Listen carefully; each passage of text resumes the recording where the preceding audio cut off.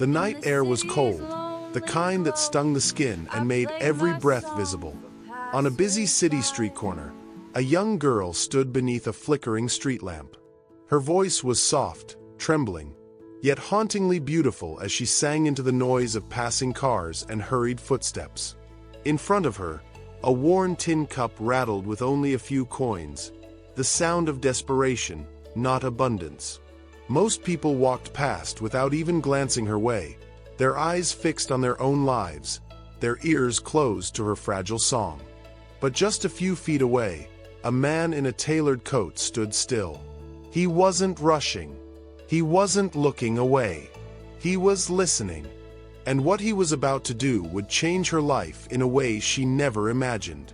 If this moved you already, stay with us, because what happens next will leave you speechless. And don't forget to subscribe and join our SoulTwist family, where true, emotional stories come alive every week. Trust me, you don't want to miss what happens next. Her name was Lila, just 16 years old, but her eyes carried the weight of someone who had lived far longer. Life had not been kind. Her father, once a factory worker, had fallen ill and passed away 2 years earlier. Her mother, too frail to work long hours, cleaned houses when she could, but even that wasn't enough to keep food on the table. Rent piled up, bills gathered dust, and hunger became an unwelcome guest in their tiny apartment. Lila had once dreamed of stages, of singing under bright lights, of hearing her name cheered by crowds. But dreams cost money, and money was the one thing she never had. So every evening, after helping her mother, she would slip out with her worn guitar, a hand-me-down from her father, and head to the street corner. There, she traded songs for coins, hoping the music that carried her heart might be enough to buy a little bread, a little milk, maybe enough for her mother to smile again.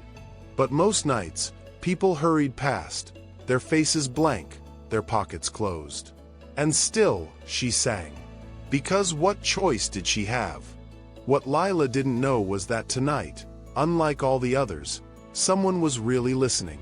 Someone whose decision would turn her small song into something far greater. As Lila sang, her voice cracked slightly from the cold, but she pushed through, pouring her soul into every word. A mother tugged her child past without stopping. A group of teens laughed as they passed by, tossing no coin, only glances. The tin cup rattled in the wind, still nearly empty, but one man hadn't moved. He stood just beyond the glow of the street lamp, his hands in the pockets of a heavy coat. His shoes were polished, his posture steady, everything about him screamed success. Yet his eyes stayed fixed on the trembling girl, watching in a way that was not casual but deliberate. Finally, he stepped forward. The click of his shoes against the pavement echoed louder than her fading song. He bent down and, without a word, slipped not a coin, but a crisp $100 bill into her cup. Lila froze mid-verse. Her eyes widened, her breath caught. For a second, she thought it was a mistake. Perhaps some stranger meant to drop change, not this. She stared up at him, lips parting to speak. But before she could say a word, the man whispered, almost too softly to hear, "You remind me of someone." And then, he didn't walk away. He pulled out the empty chair by the cafe window next to her street corner and sat down, as if settling in for something more. What could a man like him possibly want with a girl like her? The $100 bill still sat at the bottom of Lila's tin cup, staring back at her like a miracle. She didn't dare touch it, afraid it might vanish if she blinked. The man leaned back in his chair, watching her with calm intensity.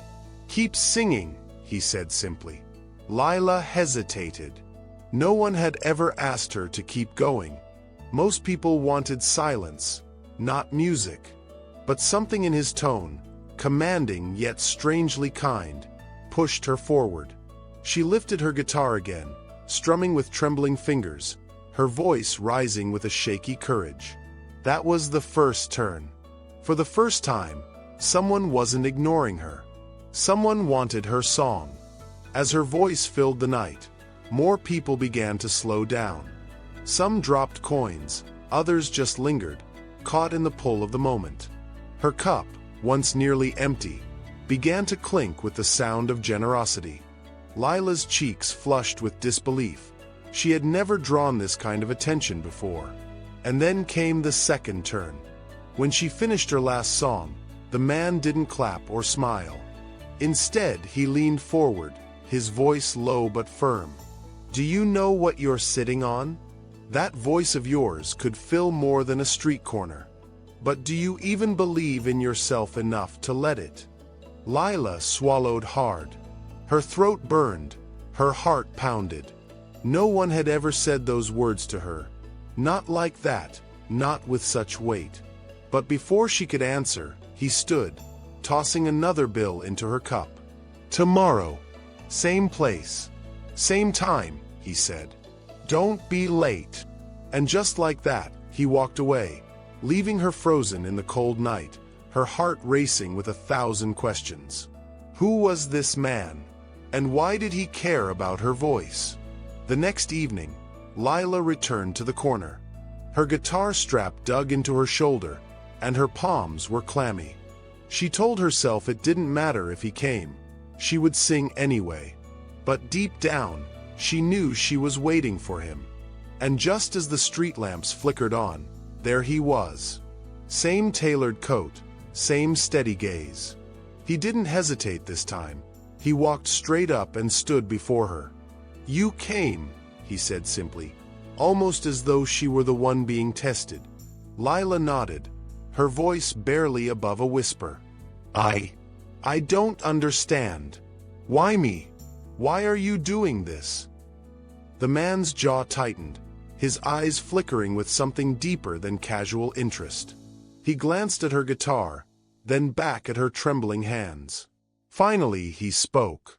"Because once I was you." Lila froze. He pulled out the chair again and sat, but this time, his words spilled like a confession. "I grew up with nothing. My mother scrubbed floors until her hands bled. I played on borrowed instruments, sang on sidewalks just like this one. People walked past me as if I didn't exist." He paused, his voice catching, until one man stopped. "He gave me a chance. And that chance built everything I have now."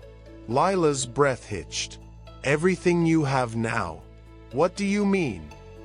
The man leaned in, his eyes locking with hers. "My name is Alexander Ward. I own the largest music label in this city." The words hit her like thunder. The man listening on the street last night wasn't just a kind stranger. He was a CEO with the power to change her life. And he wasn't finished. "I don't hand out favors," he said, his voice sharp but not unkind. "But I see fire in you, the same fire I once had. You remind me of the girl I used to be. Desperate, overlooked, but unwilling to give up." Lila's heart pounded so loudly it drowned out the city noise. Was this really happening? Was the man sitting across from her the key to the dream she thought she had lost forever? Lila sat in stunned silence, her fingers tightening on the neck of her guitar. Alexander Ward. The name wasn't just familiar. It was legendary. The man who discovered half the voices on the radio, the man whose empire stretched across stages and stadiums, was sitting at a rickety sidewalk table with her. But before she could gather her thoughts, Alexander reached into his coat pocket and slid a card across the table. His voice was steady, but his eyes burned with conviction. "Tomorrow, my office, 10 a.m. Don't be late." Lila's breath caught. I don't understand. Why me? There are so many singers, better singers." Alexander shook his head. "Talent is common. Hunger isn't.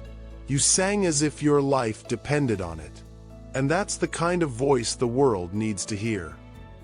The weight of his words crashed over her. For years, she had sung to survive, never daring to believe her songs might matter. And now, here was a man who had once walked her same road, offering her the chance to step off the pavement and into the light. But Alexander wasn't finished. He leaned closer, his tone softening. "This isn't charity, Lila. This is a partnership. You'll have to work harder than you've ever worked. But I'll open the doors. The rest will be up to you." Tears blurred her vision. She nodded quickly, afraid her voice would crack if she spoke. The next morning, Lila stood before towering glass doors with trembling hands. Inside, executives glanced curiously as Alexander Ward walked beside her. She wasn't just another voice in the crowd anymore.